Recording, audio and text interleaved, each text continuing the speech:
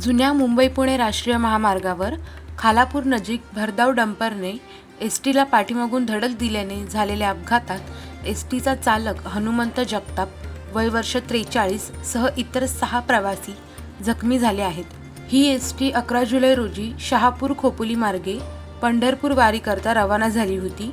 मात्र दुपारी 12 वाजण्याच्या सुमारास खालापूर हद्दीतून जात असताना वेणेगाव नजीक न्यू रिषभ हॉटेलसमोर गुरांचा कळप आल्याने एसटी चालकाने एसटीचा वेग कमी केला.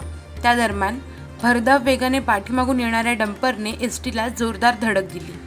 ही धडक एवढी तीव्र होती की प्रवासी आसनावरून फेकले गेले.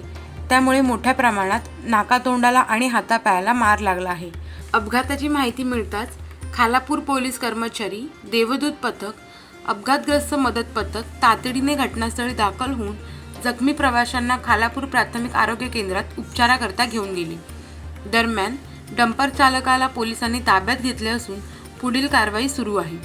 गणेश काकडे वय वर्ष 57, राधेश्याम पवार वय वर्ष 50, गौतम कांबळे वय वर्ष 24, विकास गुप्ता वय वर्ष 26, सारिका राऊत वय वर्ष 33 आणि शारदा वाघमारे वय वर्ष 60 अशी जखमी प्रवाशांची नावे आहेत.